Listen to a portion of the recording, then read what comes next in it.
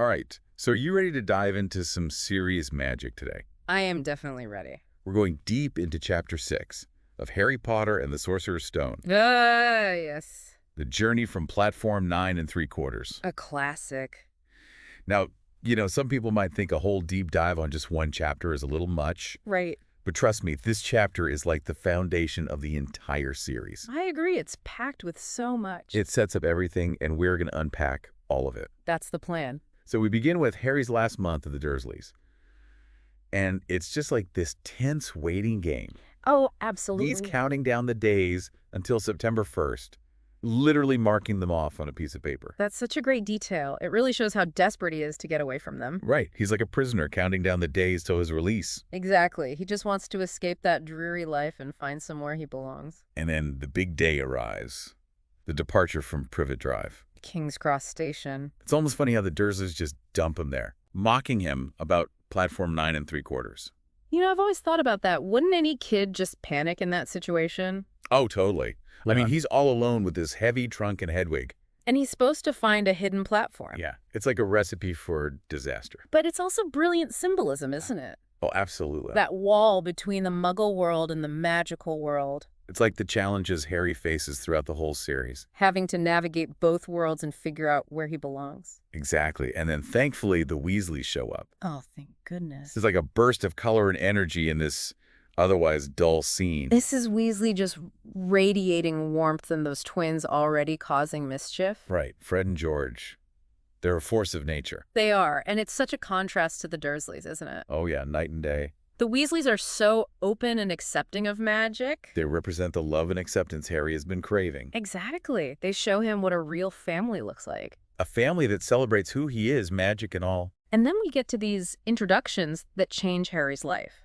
First, there's Ron, this awkward, kind of shy kid who's instantly drawn to Harry. You can just feel their connection from the start. Right away, there's that shared sense of being an outsider. Yeah, they both come from backgrounds that are looked down upon in the wizarding world. Harry, because of the Dursleys, and Ron, because of his family's financial struggles. And that shared experience forms the basis of their friendship. It makes them question the whole idea of good wizarding families. Absolutely. They challenge the status quo without even realizing it. And then enters Hermione with all her know-it-all energy. Oh, Hermione, she's a whirlwind. She's like a walking encyclopedia of the wizarding world. She's already read all the textbooks cover to cover. But she also manages to unintentionally insult Ron a few times. Well, she can be a bit much sometimes. It's all part of her charm, though. It definitely sets up the dynamic of this amazing trio. Harry's courage, Ron's loyalty, and Hermione's brilliant mind. Each of them brings something essential to the group. And then we have Draco Malfoy. Ah, yes, the epitome of wizarding elitism. He just oozes arrogance and prejudice. Judging Harry and Ron based on their clothes and backgrounds. He's all about pure blood this and the wrong sort that. It foreshadows the conflict that builds throughout the series. Harry represents a threat to that whole system of power and privilege. He doesn't fit into those neat little boxes. And Malfoy senses that right away. Right from the start, he tries to put Harry in his place. It's like a microcosm of the battle between good and evil. Exactly, it's all there in that first encounter. And then we get these glimpses of the magical world on the train journey. Like a sneak peek into this whole other reality. The trolley witch with her weird and wonderful sweets. Bertie Bott's every flavor beans. Drooble's best blowing gum. It's pure sensory overload. Yeah, it's Rowling's way of immersing us in the magic. Creating this sense of wonder and possibility. And Ron is just so blasé about it all. Yeah, like Chocolate Frog's seen it, done it. Right, he's grown up with all this. But for Harry, it's a whole new world. He's like a kid in the candy store. Exactly, and that contrast between them is so important. It highlights how much Harry has missed out on. And how much he's about to discover. It's like he's finally coming home. Either way. Yes. Speaking of chocolate frogs, Harry gets Dumbledore on his first try. Do you think that's just a coincidence? I don't know, it feels like a sign, doesn't it? Like the wizarding world is welcoming him. Yeah. And that card is almost like a mini biography of Dumbledore. Right. It highlights his achievements and his importance. It foreshadows the role he'll play in Harry's life. The mentor, the guide. The protector. Exactly. And then we get this conversation between Harry and Ron about their families. Where Ron is complaining about having 5 older brothers. He feels the pressure to live up to their accomplishments. Meanwhile, Harry's longing for the family Ron takes for granted. It shows their deepest desires. Ron wants to be seen as an individual, Not just another Weasley. and Harry craves the connection and belonging that Ron has always known. It's a beautiful example of how their differences actually bring them closer. They complete each other in a way. Absolutely. They each have what the other one needs. And then just when it seems like they might actually become friends, Oh no. Draco Malfoy shows up, With Crabbe and Goyle in tow. like a bad smell that won't go away. It's the classic confrontation between good and evil, Malfoy with his obsession with blood purity. and Harry with his inherent sense of fairness. They clash right from the start. And it's Malfoy who makes the first move, He tries to warn Harry off from associating with the wrong sort, trying to influence him with his twisted view of the world. but Harry stands his ground. Even though he's new to all of this, he doesn't back down. It shows real courage. He's not afraid to challenge Malfoy's authority. And Ron jumps in to defend him too. He's already fiercely loyal to his new friend. It's a great moment for Ron. It shows that he's not just a sidekick. He's got Harry's back, Always. and then Scabbers saves the day by biting Goyle. It's a funny little moment, but it's also significant. Oh, how so? Well, it hints at Scabbers' true nature, which we discover later on. You're right, it's another example of Rowling's clever foreshadowing. She plants these seeds that blossom later in the series. It's what makes it so rewarding to reread the books. Every time you pick them up, you notice something new. And remember when Ron tries to use that spell to turn Scabbers yellow? And it backfires spectacularly. It seems like a throwaway moment, but it's actually quite important, Absolutely. It foreshadows Ron's magical abilities. which are often underestimated. He might not be the most naturally gifted wizard, Right. but he's dependable, and he comes through when it matters most. Exactly. And Hermione's reaction to Ron's failed spell is priceless. Oh, she can't resist correcting him. It's just so Hermione, isn't it? She values knowledge and precision. And she's always eager to prove herself. Even at 11 years old. Even at 11. But even Hermione, with all her knowledge, can't contain her excitement about arriving at Hogwarts. She finds out from the conductor that they're almost there. And suddenly, both Harry and Ron are feeling a mix of nerves and anticipation. It's the unknown, isn't it? Exactly. They're about to enter a whole new world. With its own set of rules and challenges. It's a big step for both of them. Especially for Harry, who's leaving behind everything he's ever known. He's stepping into the unknown. And the scenery outside the train window starts to change. The neat fields give way to wild forests. Towering mountains. It's like the landscape is reflecting the magical journey they're on. It's visually representing that transition. Mm. From the mundane world of the Dursleys to the realm of magic and possibility. And then the train rounds a bend, and there it is. Hogwarts. That moment always gives me chills. Me too. The castle is just breathtaking. All lit up and majestic, perched on that cliff overlooking the lake. It's like something out of a dream. Rowling really knows how to create a sense of wonder. She does. That first glimpse of Hogwarts is pure magic. It's a place that instantly feels like home. To those who are meant to be there. Exactly. And Hagrid is there to greet them. Of course, leading them down to the boats. It's a little ominous, though, isn't it? So... That steep, dark path down to the lake. Ah... It's like a reminder that the wizarding world isn't all sunshine and butterbeer. There's shadows, too. Secrets and dangers. This journey is about more than just learning spells. It's about facing the unknown and discovering who you truly are. Facing your fears. Exactly. And then they come out of the trees, and Hogwarts is right there reflected in the water. It's stunning. A perfect mirror image. Those boats are significant, too. Oh, I agree. It's like a ritual, a crossing over from one world to another. Leaving behind the ordinary and embracing the extraordinary. And as they glide across the lake, there's this sense of reverence. Everyone's just staring up at the castle, soaking it all in. It's an image of hope and possibility. And for Harry, it's the culmination of his journey. He's finally arrived at the place where he belongs. The place where he can be himself. Magic and all. And they enter the castle through this hidden opening in the cliff face. Adding to the mystery and intrigue. It's like they're being let in on a secret. A hidden world that most people don't even know exists. And it reinforces the idea that Hogwarts is a sanctuary. A place of protection for magic. Away from the persecution of the Muggle world. But it also suggests that there are secrets hidden within those walls. Mysteries waiting to be uncovered. Exactly. And then after all that anticipation, Hagrid knocks 3 times on that massive oak door. And a new chapter in Harry's life begins. It's the end of one journey and the beginning of another. He's stepping fully into the world of magic.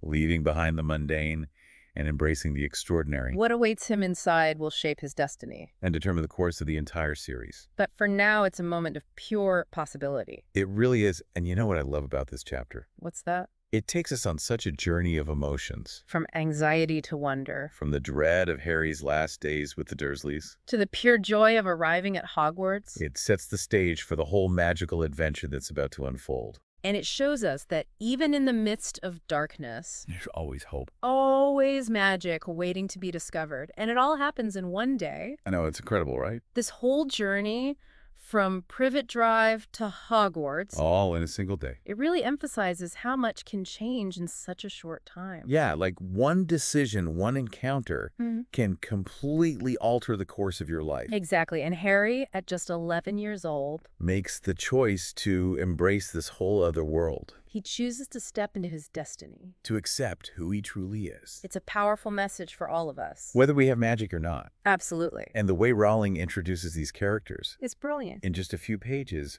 we get these distinct personalities. Ron, Hermione, Malfoy. They all come to life so vividly, And she does it so subtly. without any clunky exposition. It's all in the details. The dialogue, the little interactions, That reveals so much about who they are. and what motivates them. It's one of the reasons why the books are so rereadable. Every time you go back, you discover something new. New layers of meaning. Like peeling back the layers of a magical onion. Exactly. And speaking of layers, Yeah. the title of this chapter, The Journey from Platform 9 3/4.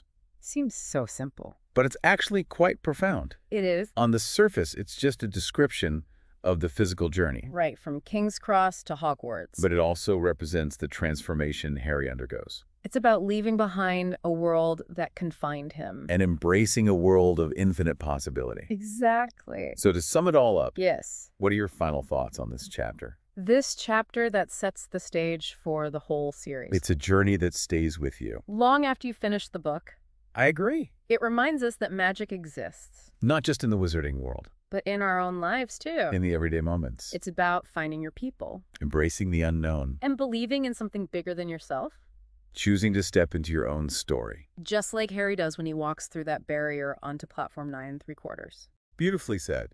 And it leaves us with one final question to ponder. Oh, I like this. What if the Sorting Hat had placed Harry, Ron, and Hermione in different houses? How would that have changed things? That's a fascinating thought. Would their bond have been strong enough to overcome those rivalries? Would they still have become the iconic trio we know and love? It really makes you think, doesn't it? It does. It speaks to the power of choice And the enduring nature of true friendship. and the unpredictable magic of the world Rowling created. And on that note, we'll leave you to ponder those possibilities. Yes. Think about it. Thanks for joining us on this deep dive into the heart of Harry Potter. It's been a pleasure. Until next time, keep the magic alive. It makes you think about the what ifs, doesn't it? It really does. Like, what if Harry had never even gotten that letter from Hogwarts? Oh, wow. What if he'd stayed with the Dursleys, Stuck in that awful house. trapped in that world? Would he have always felt like something was missing? Yeah, would he have always felt that pull towards magic? Or would he have just resigned himself to a life without it? Believing that he was just ordinary.